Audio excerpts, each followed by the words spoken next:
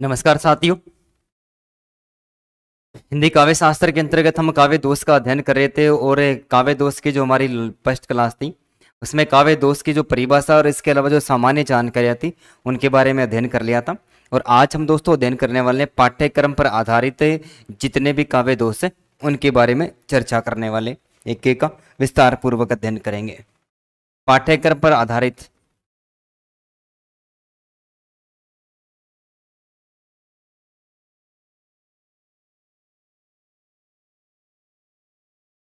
पाठ्यक्रम पर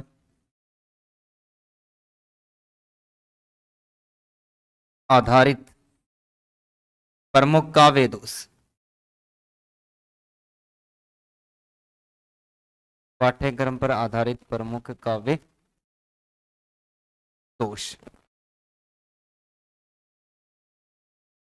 पाठ्यक्रम पर आधारित प्रमुख काव्य दोषों के अंतर्गत दोस्तों सबसे पहले हम पढ़ेंगे सुरती कटुत्व दोष। सुरती कटुत्व दोष।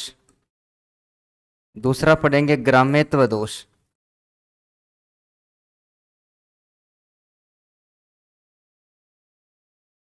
ग्राम्यत्व दोष। तीसरा पढ़ेंगे क्लिष्टव दोष। क्लिष्टव दोष। क्लिष्टव के साथ में दोस्तों चौथा हम पढ़ेंगे अप्रतीतव दोष।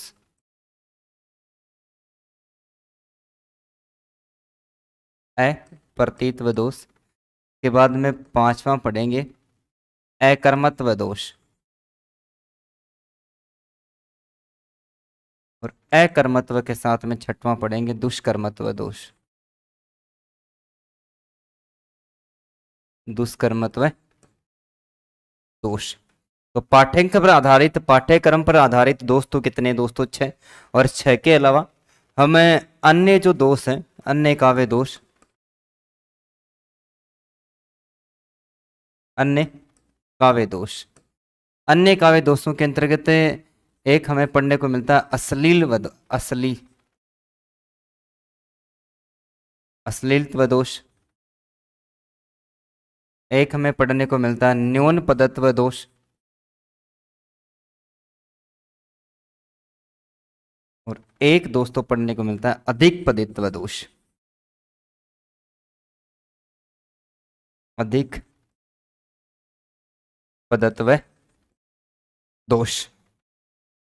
तो पाठ्यक्रम पर ग्रेड के पाठ्यक्रम पर आधारित जो दोस्त है, वो जो काव्य दोष है दोस्तों, वो कितने माने जाते? छह माने जाते। और इसके अलावा तीन अन्य काव्य दोष माने जाते, जिसमें एक अश्लीलत्व दोष और दूसरा न्यून पदत्व दोष। और सबसे पहले हम अध्ययन करेंगे दोस्तों सुरती कटित्व दोष।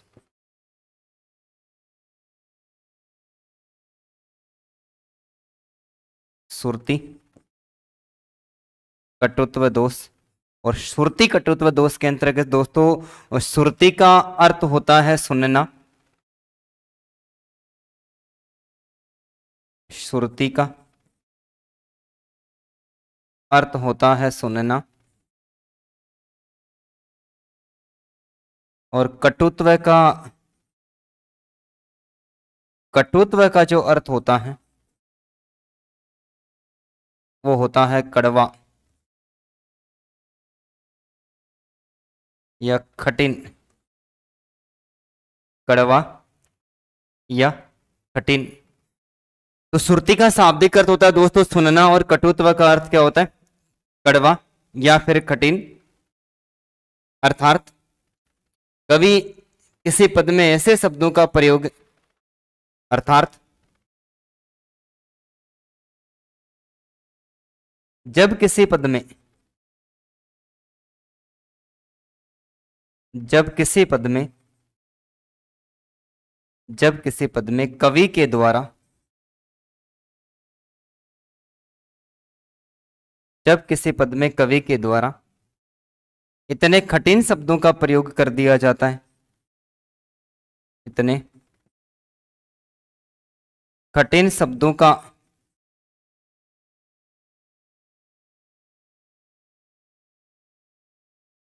प्रयोग कर दिया जाता है, कठिन शब्दों का प्रयोग कर दिया जाता है जो सुनने में कठिन लगते हैं। क्या लगते हैं? जो सुनने में कठोर प्रतीत होते हैं। कठिन शब्दों का प्रयोग कर दिया जाता है जो सुनने में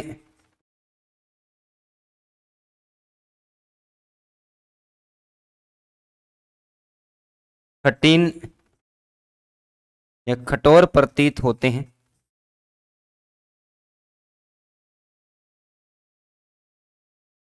कठोर प्रतीत होते हैं तो वहां सुरति कटित्व दोष माना जाता है दोस्तों। सुरति कटुत्व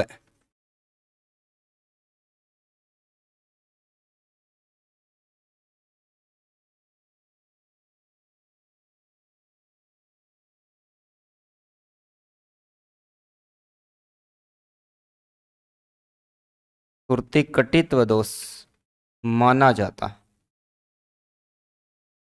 दोस्तों। ये सुरति कटित्व दोष की पहली परिभाषा। सुरति का अर्थ होता है सुनना और कटुत्व का अर्थ होता है कठोर या फिर कड़वा। अर्थात जब कोई कवि कोई रचना लिखता है, किसी पद की रचना करता है और रचना करते समय इतने कठिन शब्दों का प्रयोग कर देता है कि सुनने में वो कठोरता का प्रतीत करवाते, कठोरता का बोध करवाते या फिर कठोर प्रतीत होते हैं, तो वहां पर जो दोष माना जाता है दोस्तों कौन सा माना जाता है? सुरति कटित्व दोष माना जाता है। अथवा कोमल रसों के वर्णन में, अथवा दूसरी परिभाषा हमें पढ़ने को मिलती है, अथवा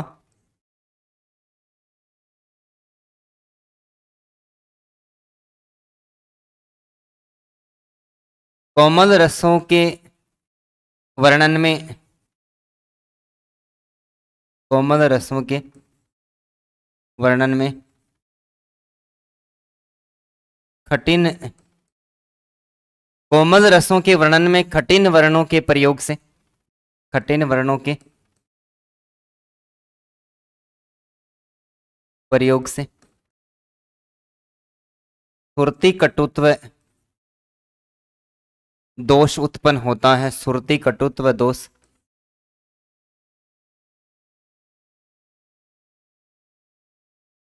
उत्पन्न होता है।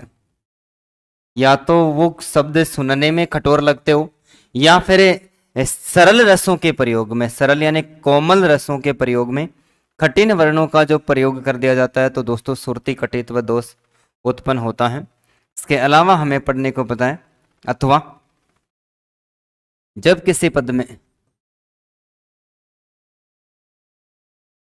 जब किसी पद में संयुक्त वर्णों, जब किसी पद में संयुक्त वर्णों एवं तय वर्गीय वर्णों का संयुक्त, संयुक्त अक्षरों, संयुक्त अक्षरों एवं तय वर्गीय वर्णों का अधिक प्रयोग कर दिया जाता है, अधिक प्रयोग कर दिया जाता है, तय वर्गीय वर्णों का अधिक प्रयोग कर दिया जाता है।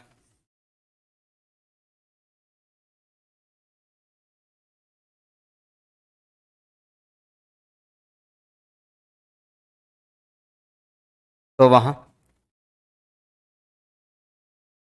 सुरति कटुत्व दोष माना जाता है। सुरति कटुत्व दोष माना जाता है।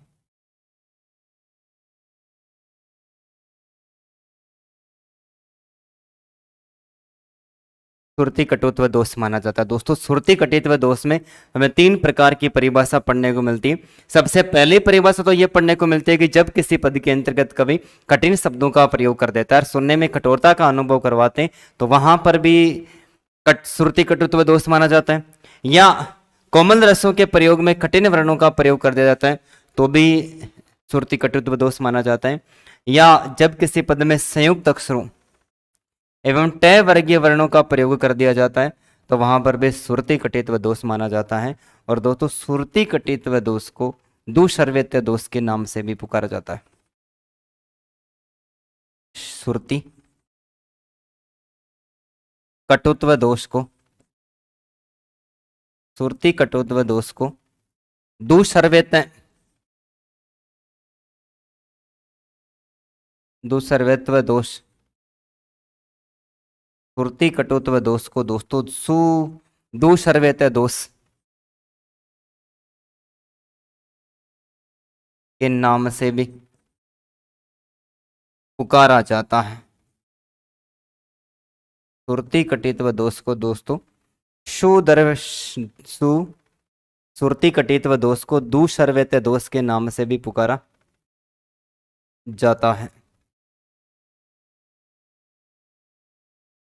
जैसे पद हमें इसमें पढ़ने को मिलता है, बरसना से भीत होकर वह बाल तब चुप हो गया।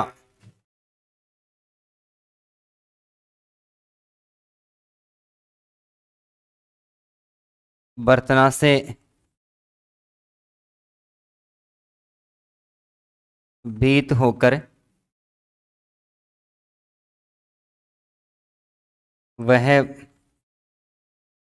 बालमुख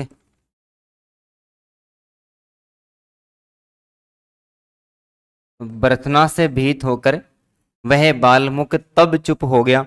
दोस्तों यहाँ पर बरतना शब्द, बरसना का मतलब अत्यधिक क्रोध, क्रोध प्रकट करने से एक बालक, और बालक बोल रहा था तो बोलता हुआ बालक थोड़ी देर के लिए क्या हो जाता है, शांत हो जाता है। लेकिन यहाँ पर कवि ने क्या किया, कवि ने कठिन शब्द का प्रयोग कर दिया, तो बरतसना, और ये सुनने के अंतर्गत कठिनता का यानी कठोर प्रतीत हो रहा है, तो यहाँ पर सुरति कटित्व दोष माना गया। पावन पद वंदन करके प्रभु कब कार्तार्थ मिले। पावन पद वंदन करके, पावन पद वंदन करके प्रभु कब कार्तार्थ मिले।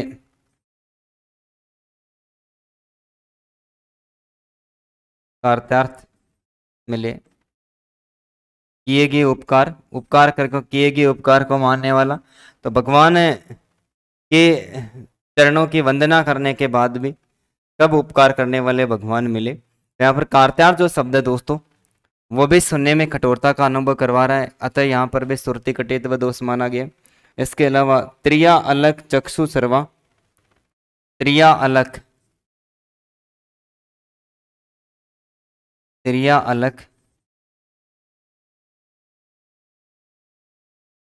त्रिया अलुक चक्षु सर्वा, परत ही दृष्टि, उसे परत ही दृष्टि, त्रिया अलग चक्षु सर्वा, उसे परत ही दृष्टि। यहां पर भी दोस्तों चक्षु सर्वा जो शब्द है इसमें कठिनता का अनुभव है। चक्षु सर्वा यानी आंखों के द्वारा सुनने वाला। सांप हमेशा आंखों के माध्यम से, सांप के कान नहीं होते। चक्षु सर्वा आंखों के द्वारा सुनना, तो सांप के कान नहीं होते इसलिए वो धड़कन को महसूस करता है, तो आंखों के द्वारा ही सुनता है, ऐसा ही हमें पढ़ने को मिलता है। कवि के कठिन तर कर्म को करते नहीं धृष्टता, कवि के कठिन, कवि के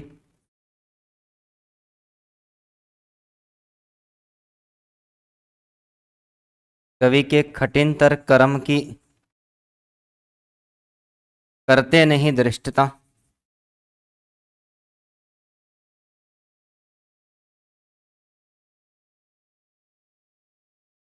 कवि के कठिन तर कर्म की करते नहीं धृष्टता,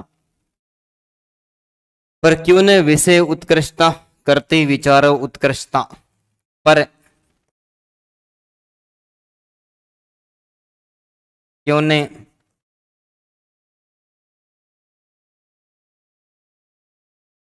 विषय उत्कृष्टता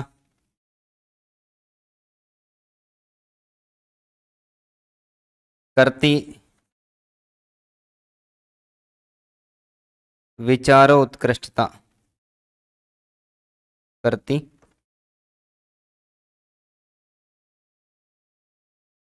विचार उत्कृष्टता। तो इस पद के अंतर्गत दोस्तों दृष्टता, दृष्टता के साथ में विषय उत्कृष्टता और विषय उत्कृष्टता के साथ में विचार उत्कृष्टता। तो ये जितने भी पद पढ़े इन सभी पदों के अंतर्गत दोस्तों कवि के द्वारा कठिन शब्दों का प्रयोग किया गया है। किनका प्रयोग किया गया? कठिन शब्दों का प्रयोग किया गया है।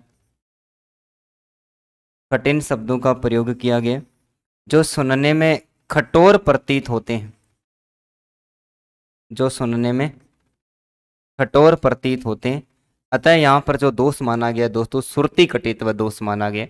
तो सुरति कटित्व दोष की परिभाषा भी हमें ये पढ़ने को मिली कि ऐसे शब्द जो सुनने में कड़वे अनुभव होते हैं या फिर कठोर अनुभव करवाते हैं वो सुरति कटित्व दोष माना जाता है, या कोमल रसों के वर्णन के अंतर्गत कठोर वर्णों का प्रयोग कर दिया जाता है तो भी सुरति कटित्व दोष माना जाता है, या जब किसी पद के अंतर्गत संयुक्त अक्षरों एवं टय वर्गीय वर्णों का प्रयोग कर दिया जाता है तो भी सुरति कटित्व दोष माना जाता है। यहाँ पर कवि के द्वारा बरसना, कात्यार्थ, इसके अलावा चक्षु सर्वा और उद्धृष्टता, वित्तीय उत्कृष्टता, विषय उत्कृष्टता और विचारो उत्कृष्टता, इन सभी पदों के अंतर्गत दोस्तों कठिन शब्दों का प्रयोग किया और कठिन शब्दों का प्रयोग करने के कारण यहाँ पर जो दोष माना गया वो कौन सा माना गया दोस्तों?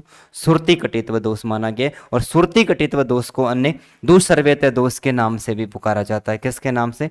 दुसर्वैत्य दोष के नाम से भी पुकारा जाता है। तो उतारिए। इसके बाद में दोस्तों हम पढ़ते ग्रामेत्व दोष।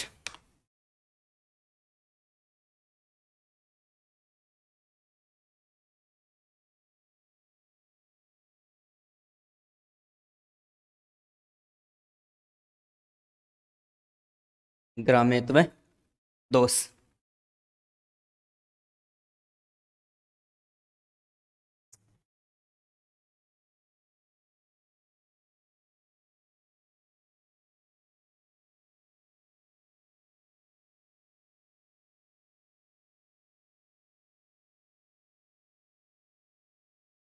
ग्रामेत्व दोष की परिभाषा पढ़ने को मिलती है कि जब किसी पद में यानी काव्य की रचना करते समय काव्य की रचना करते समय प्राय काव्य की रचना करते समय प्राय साहित्यिक शब्दों का ही प्रयोग किया जाता है। साहित्यिक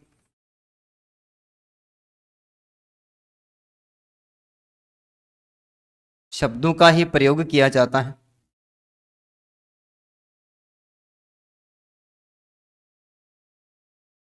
साहित्यिक शब्दों का ही प्रयोग किया जाता है।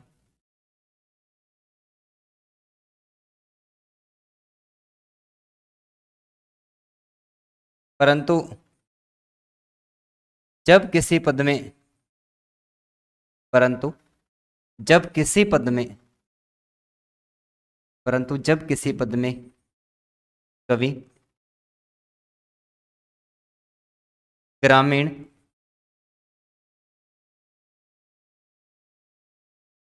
आम बोलचाल की भाषा का ग्रामीण आम बोलचाल की भाषा का प्रयोग कर देता है। भाषा का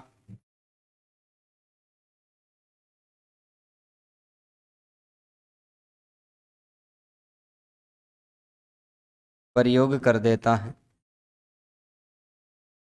तो वहां ग्रामेत्व दोष माना जाता है।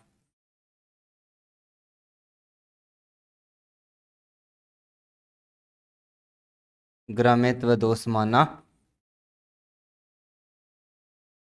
जाता है। तो साहित्य की रचना करते समय दोस्तों साहित्यिक शब्दों का ही प्रयोग किया जाता है। काव्य की रचना करते समय काव्य की जो रचना करते समय कवि के द्वारा साहित्यिक शब्दों का ही प्रयोग किया जाता है। लेकिन जब कवि ग्रामीण आम बोलचाल की भाषा के शब्दों का वर्णन कर देता है तो वहां पर ग्रामेत्व दोष माना जाता है। कौन सा? ग्रामेत्व दोष माना जाता है। जैसे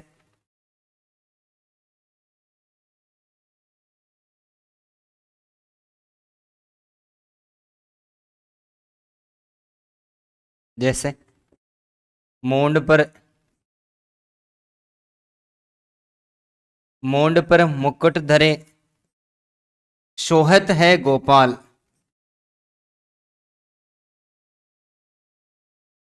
गायों को पालने वाला अर्थात कृष्ण। और कृष्ण ने मूड यानी मस्तक, मूड किसको कहा गया दोस्तों, मस्तक, मूड पर मुकुट धारण कर रखा है और मुकुट अत्यधिक शोभायमान हो रहा है।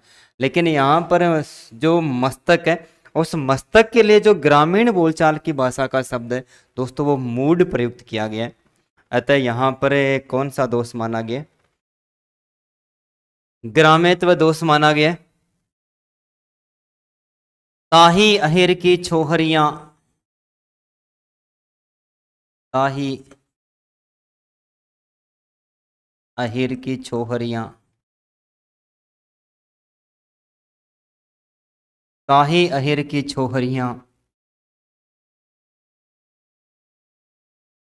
छछिया भर,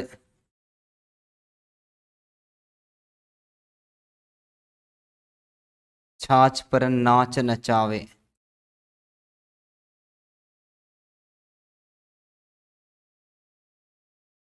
छछिया भर, छोहरिया शब्द ये भी दोस्तों आम ग्रामीण बोलचाल की भाषा का शब्द है। और छछिया का अर्थ होता है मटकी। छछिया का अर्थ क्या होता है, मटकी होता है। तो गोपियों के द्वारा कृष्ण को थोड़ी सी छाछ के लिए लचाना, ललचाना और नृत्य करवाना उनसे, तो यहाँ पर भी आम बोलचाल की भाषा के शब्दों का प्रयोग किया है, इसलिए यहाँ पर भी दोस्तों ग्राम्यत्व दोष माना जाता है। इसके अलावा पद पढ़ने को मिलता है,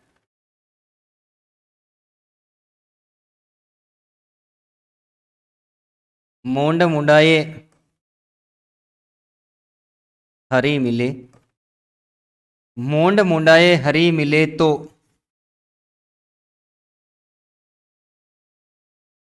हर कोई ले मुंडवाए। मोंड मुंडाए हरी मिले तो हर कोई ले मुंडवाए, बार बार के मुंडिए, बार बार के मुंडिए, बार बार के मुंडिए भेड़ ने बैंकुंठ जाए। बैंकुंठ दोस्तों स्वर्ग को कहते हैं। भेड़ ने बैंकुंठ जाए, ये कबीरदास जी का पद है। और दोस्तों यहाँ पर मूंड मुंडाई जो शब्द है, ये ग्रामीण भाषा के शब्दों का है। मूंड मुंडानी यानी कबीरदास जी कहते हैं कि सर के बाल कटवाने से यदि हरि मिलता है तो हर कोई ले मुंडवाए, हर कोई कटवा लेता है। बार बार के मुंडिए भेड़ ने बेकुट जाए, बोले भेड़ को 12 महीने के अंतर्गत एक साल में उसके पूरे बालों को 2 बार काटा जाता है। लेकिन आज तक किसी भी भेड़ को स्वर्ग में, बैकवोट में, स्वर्ग में पलाट नहीं मिला, यानी मोक्ष की प्राप्ति नहीं हुई है। तो मूंड मुंडाने से हरि नहीं मिलता है, यहाँ पर व्यंग्य किया गया है किसके द्वारा, कबीरदास जी के द्वारा। इसके अलावा हमें एक और पद पढ़ने को मिलता है,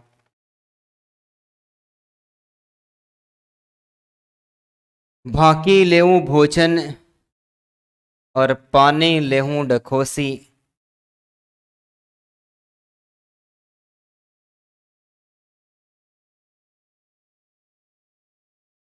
भाकी लेऊं भोजन और पानी लेऊं डखोसी।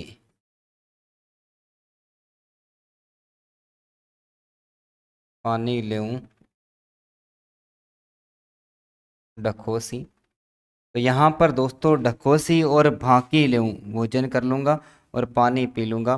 तो यहाँ पर भाकी और ढकोसी शब्द है, ये आम बोलचाल की ग्रामीण भाषा के शब्दों का प्रयोग है। तो इस पद के अंतर्गत भी कौन सा दोष माना गया दोस्तों, ग्राम्यत्व दोष माना गया है। और पेड़ झठोले पे रे, नींद ने आई रात। पेड़ झठोले पे रे, पेड़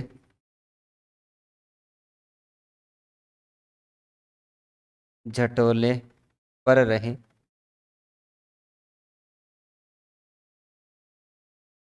नींद ने आई,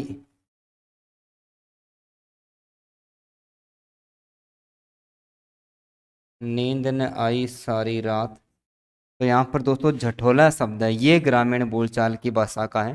तो जब किसी पद के अंतर्गत कवि ग्रामीण आम बोलचाल की भाषा का प्रयोग कर देता है तो वो दोस्तों काव्य के अंतर्गत दोष माना जाता है। क्या माना जाता है? दोष माना जाता है। तो साहित्यिक शब्दों का ही प्रयोग होता है काव्य की रचना करते समय। ग्रामीण बोलचाल की भाषा के शब्दों का प्रयोग जब कवि करता है तो ग्राम्यत्व दोष माना जाता है। तो उतारी। इसके बाद में क्लिष्ट व दोष की भी चर्चा करते हैं। क्लिष्ट व दोष उतारो देख।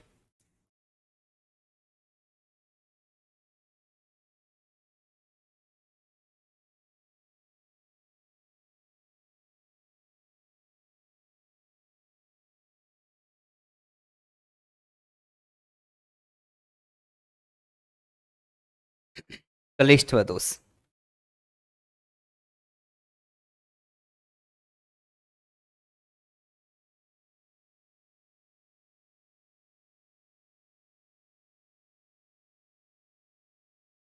क्लिष्ट व दोष की परिभाषा पढ़ने को मिलती है कि जब किसी पद में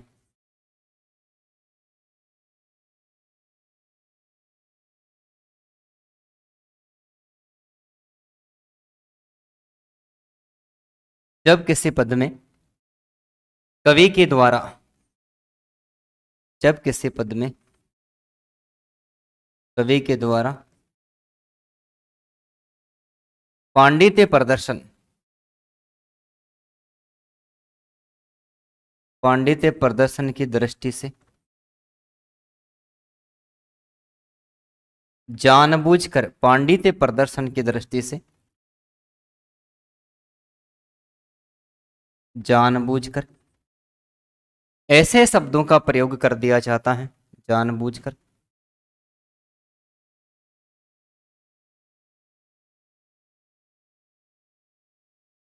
ऐसे शब्दों का प्रयोग जानबूझकर ऐसे शब्दों का प्रयोग कर दिया जाता है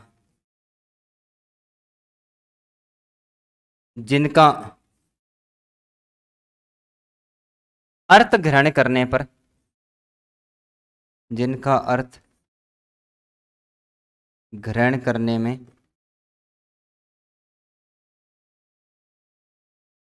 अत्यधिक कठिनाई का सामना करना पड़ता है। अत्यधिक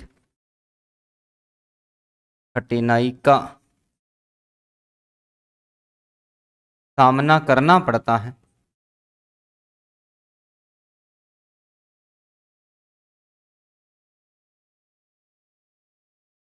तो वहां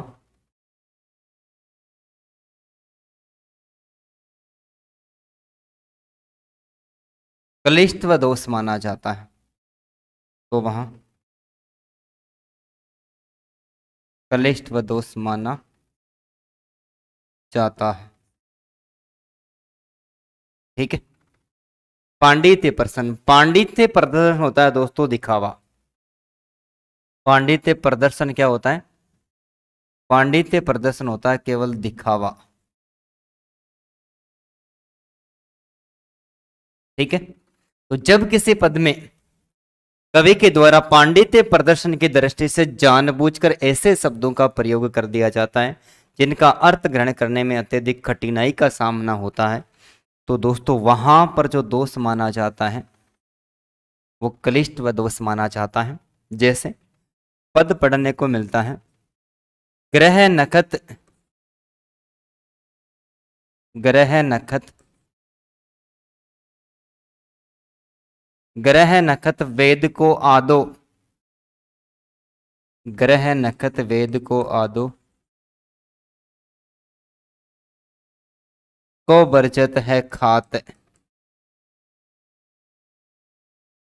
ग्रह नखत वेद को आदो को बरचत है खात। दोस्तों इस पद के अंतर्गत सूरदास जी के अनुसार गोपियां उद्धव से कह रही है।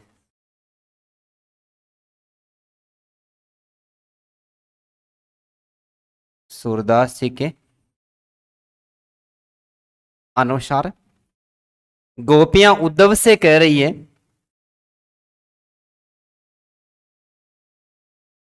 गोपियां उद्धव से कह रही है कि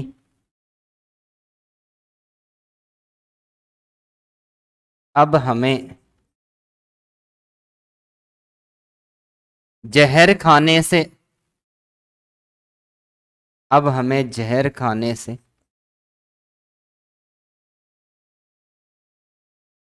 कौन रोक सकता है। अब हमें जहर खाने से कौन रोक सकता है। लेकिन इसे जहर शब्द को प्रकट करने के लिए कवि ने किन शब्दों का प्रयोग किया। ग्रह, ठीक है। ग्रह होते हैं 9, नक्षत्र यानी नक्षत्र,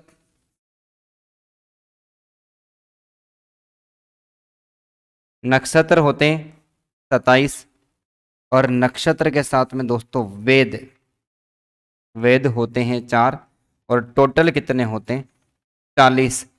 ग्रह नक्षत्र वेद को आधो, आधो यानी 40 में कितने का भाग देंगे 2, और 2 का भाग देने पर यहां पर पद प्राप्त होता है 20 यानी विष। 40 का आधा कितना 20, 20 का अर्थ होता विष। तो यहां पर कवि के द्वारा इतने कठिन शब्दों का प्रयोग किया कि ग्रह नक्षत्र वेद को आदो को बरचत है खात। सूरदास के अनुसार गोपियां उद्धव से कह रहे कि हे उद्धव, अब हमें जहर खाने से कोई नहीं रोक सकता है। लेकिन जहर शब्द को अर्थ प्रकट करने के लिए कवि ने ग्रह नक्षत्र और वेद का प्रयोग किया। ग्रह 9, नक्षत्र 27 और वेद 4, टोटल कितने हो गए 40। और 40 को आधो, आधा यानी 2 का भाग देने पर आता है 20, 20 अर्थात विष। विष खाने से मुझे कोई नहीं रोक सकता है। तो इतने कठिन शब्दों का प्रयोग कर देता है जिनका अर्थ ग्रहण करना मुश्किल हो जाता है, वहां पर क्लिष्ट व दोष माना जाता है।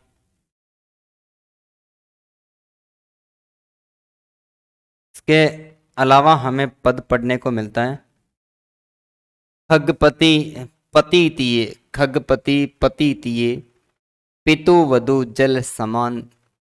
खगपति,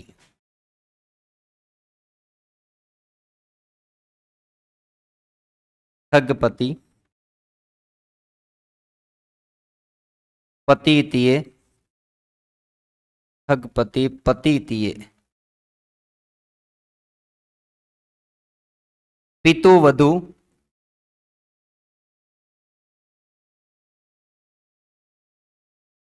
पितु वधु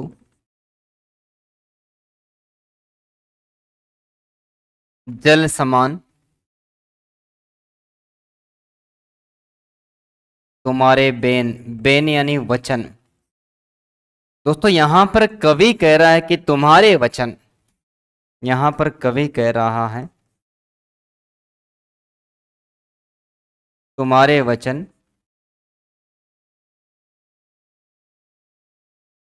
गंगा के जल के समान, गंगा के जल के समान पवित्र है।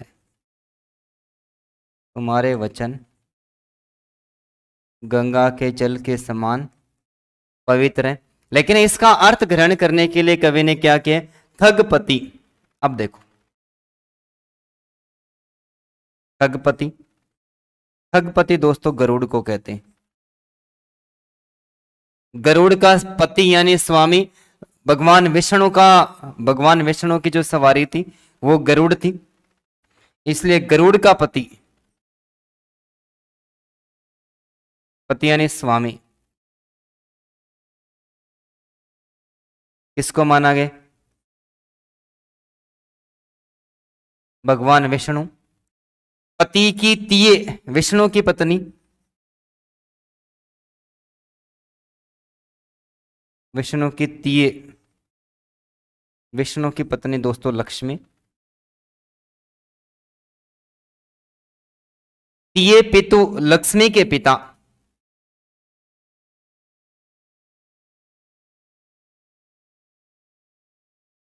लक्ष्मी के पिता सागर यानी समुद्र।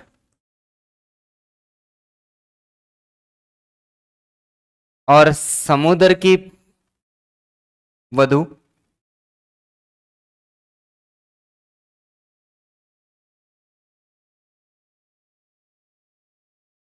समुद्र की वधु गंगा,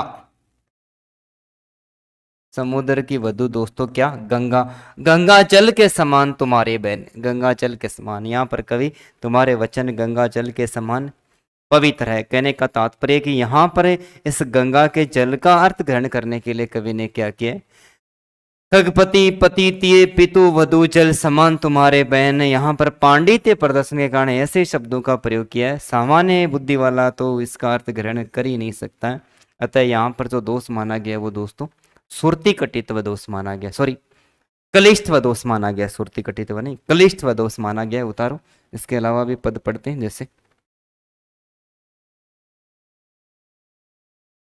अन्य पद हमें पढ़ने को मिलता है। चार मिले, चार मिले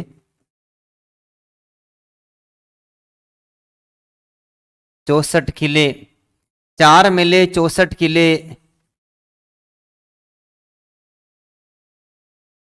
20 रहे कर जोड़, 20 रहे कर जोड़ सजन से सजन मिले, सजन से सजन मिले हर्षित 3 करोड़, हर्षित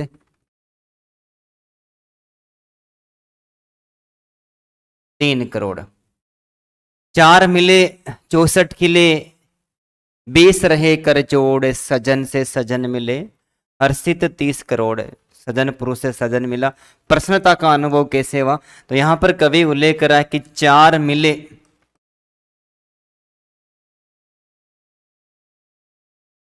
चार मिले यानी चार आंखें, दो व्यक्ति आपस में मिले तो दोनों की आंखें कितनी होगी? 4। 64 किले, 64 किले यानी आपस में आंखें 4 हुई और खिल खिलाकर हंसने लगे तो 32 ही दिखने लगी। तो 64 क्या हो गए? 32 और 32 दोनों के 64। चार मिले 64 रे खिले 20 कर 20 रहे कर जोड़, यानी 20 हाथों की उंगलियां,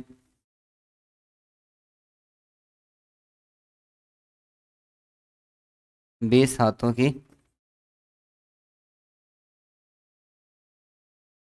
अंगुलियां हर्षित 3 करोड़।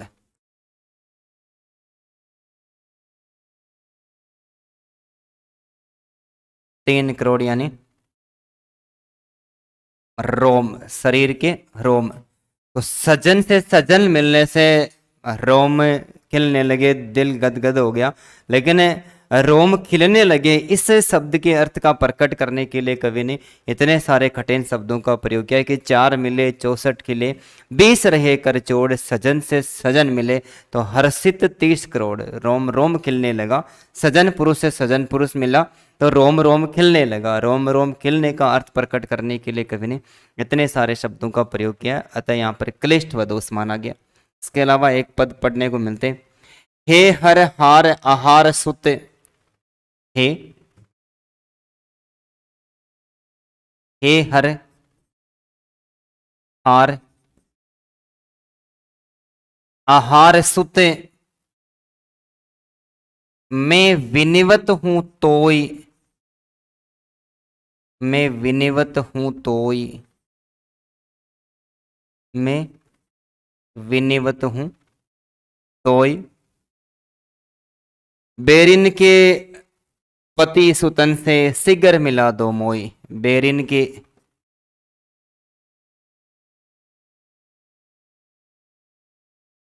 पति सुतन, बेरिन के पति सुतन से सिगर मिला दो मोई।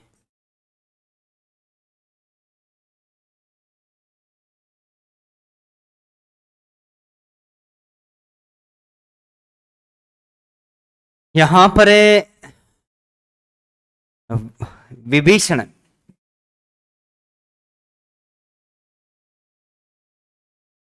विभीषण हनुमान जी से याचना करते हैं, याचना करते हैं कि मुझे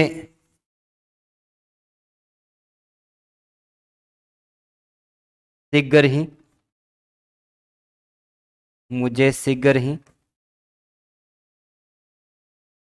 राम लक्ष्मण से मिला दीजिए, मुझे शीघ्र ही राम लक्ष्मण से मिला दीजिए। दोस्तों राम लक्ष्मण शब्द को प्रकट करने के लिए कवि ने इतने शब्दों का, कठिन शब्दों का प्रयोग कर दिया है, ये अर्थ ग्रहण करना कठिन हो जाता है। दोस्तों देखो, हर,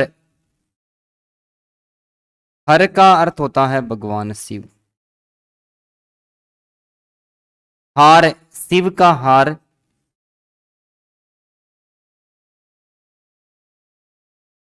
शिव का हार दोस्तों सर्प। आहार, सर्प का भोजन।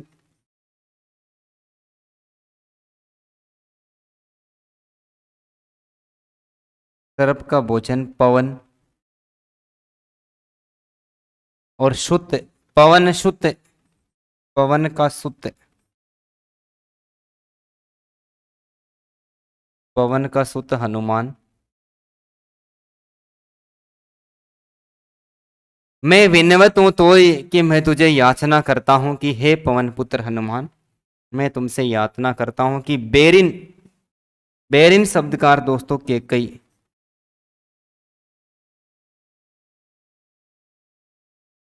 बेरिन शब्द का अर्थ केकई, केकई के पति,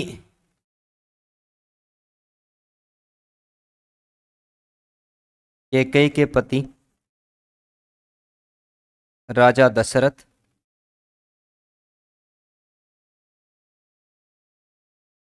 और राजा दशरथ के सुत,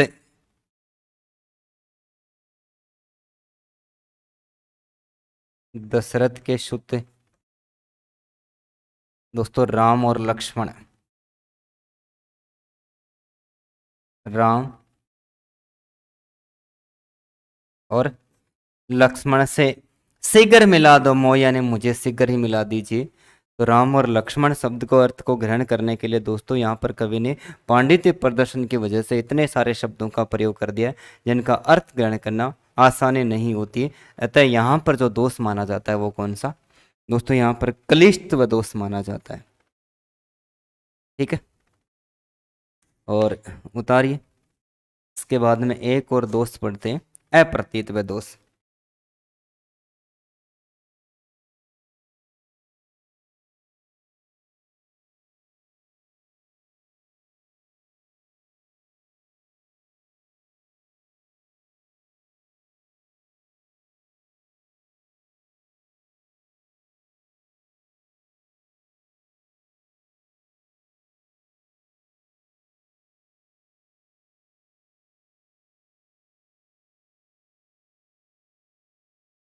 अप्रतीत व दोष।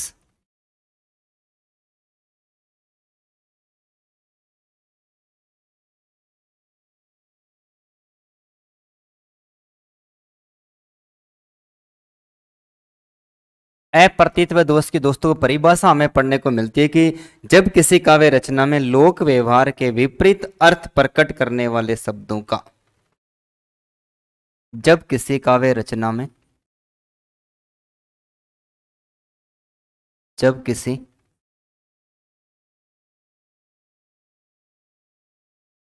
काव्य रचना में लोक व्यवहार के विपरीत, लोक व्यवहार के विपरीत अर्थ प्रकट करने वाले, अर्थ प्रकट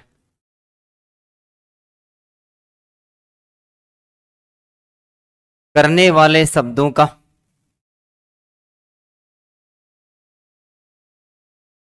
प्रयोग कर दिया जाता है,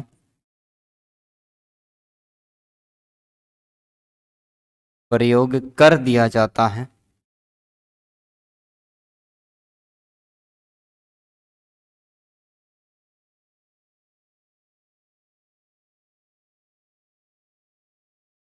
तो वहां अप्रतीतव दोष माना जाता है। अप्रतीतव दोष माना जाता है।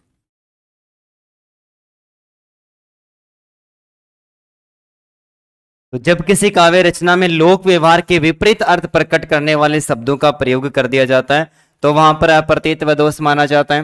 अथवा यदि किसी काव्य रचना में यदि किसी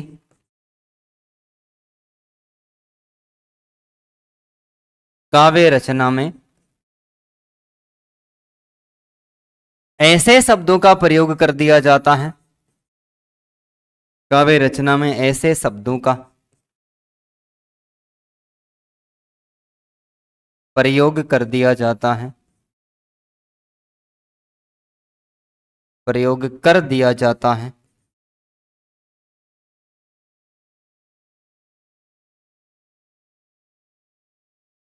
जिनका शब्दकोश के अनुसार जिनका शब्दकोश के अनुसार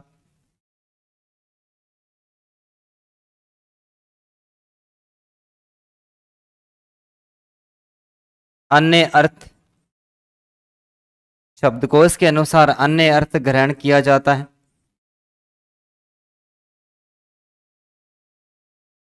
शब्दकोश के अनुसार अन्य अर्थ ग्रहण किया जाता है, परंतु लोक प्रचलित अर्थ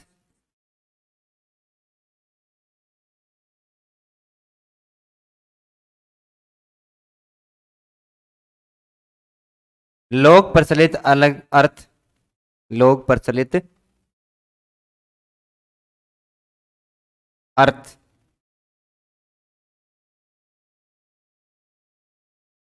लोक प्रचलित अर्थ अलग ही प्रकट होता है, अलग ही प्रकट होता है।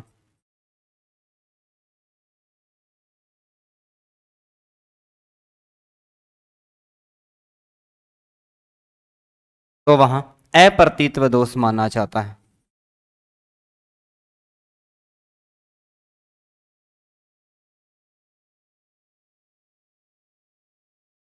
अप्रतीतव दोष माना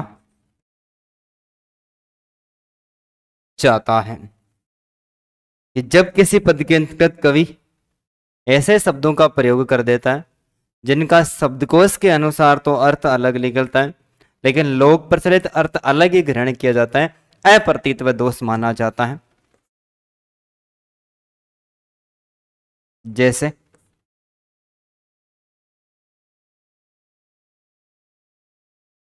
विस्मय, ये है गोदावरी, अमृतन को फल देत,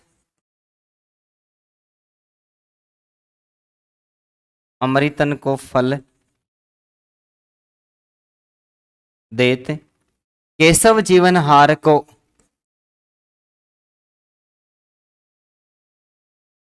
केशव जीवन हार को अशेष दुख हर लेत, अशेष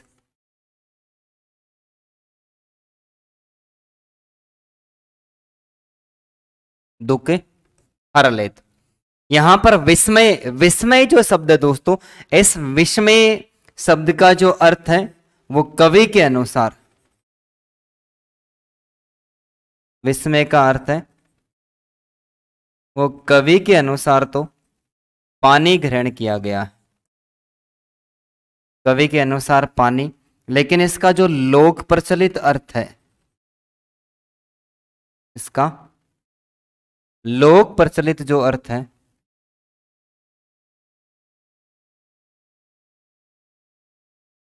लोक प्रचलित अर्थ दोस्तों इसका जहर ग्रहण किया जाता है। अतः यहां पर अप्रतीतव दोष माना गया है, यानी लोक व्यवहार के विपरीत अर्थ को प्रकट करने वाले जो शब्द होते हैं वहां पर अप्रतीतव। तो कवि यहाँ पर उल्लेख करता है कि गोदावरी नदी का जो पानी है वो अमृत के समान फल देने वाला है और व्यक्ति के जीवन के सभी दुखों का हरण कर लेने वाला है। लेकिन यहाँ पर एक साधारण जो पाठक है वो अर्थ ग्रहण कर सकता है कि जिसमें विष मिला हुआ है वो अमृत के समान फल कैसे प्रदान कर सकता है। तो अतः है यहाँ पर दोस्तों अप्रतीत व दोष माना गया है। इसके अलावा पद पढ़ने को मिलता है, यमुना संबर विमल सु छूटत कलिकल को दोष। यमुना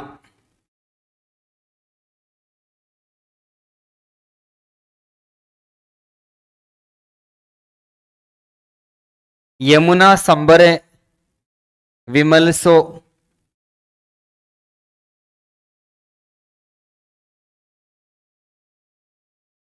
छूटत कलिकाल को दोष।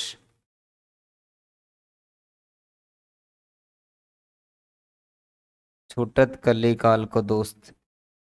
दोस्तों कलिकाल यहाँ पर कलयुग को कहा गया है। कलिकाल कौन सा काल है? कलयुग को कलिकाल क्या है? यहाँ पर संबर, संबर का जो कवि के अनुसार अर्थ है, कवि के अनुसार इसका अर्थ है वो जल ग्रहण किया जाता है। संबर का कवि के अनुसार,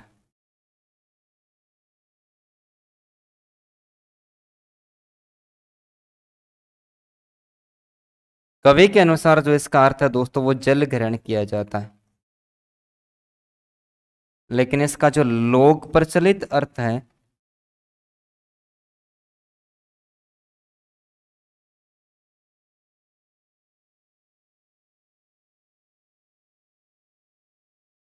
इसका लोक प्रचलित जो अर्थ है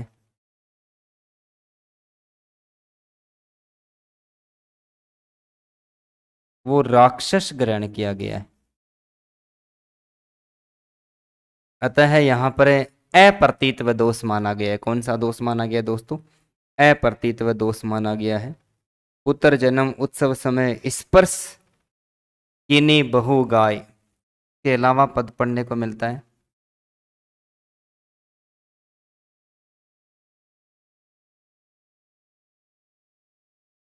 पुत्र जन्म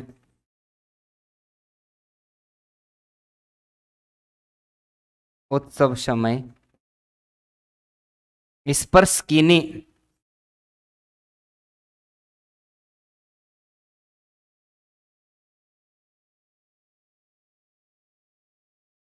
स्पर्श कीनी बहु गाय। यहां पर दोस्तों जो स्पर्श शब्द लिखा हुआ है, इस स्पर्श शब्द का जो अर्थ है वो कवि के अनुसार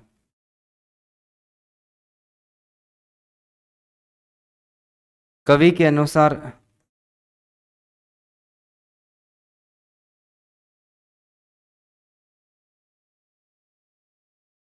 कवि के अनुसार तो दोस्तों गाय ग्रहण किया जाता है।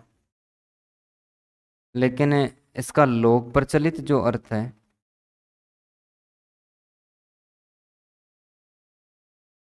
लोक प्रचलित जो अर्थ है वो छूना ग्रहण किया जाता है। अतः यहाँ पर विपरीत अर्थ प्रकट, विपरीत अर्थ का भाव प्रकट हुआ। अतः यहाँ पर अप्रतीत व दोष माना गया। तो इस आधार पर दोस्तों हमने आज 4 काव्य दोषों का उल्लेख करते हैं, सुरती कटित्व दोष, ग्रामित्व दोष, कलिष्ठव दोष और अप्रतीतव दोष। और बाकी जो बच के उनका अध्ययन करते हैं नेक्स्ट क्लास में। तब तक के लिए धन्यवाद। जय हिंद, जय भारत दोस्तों।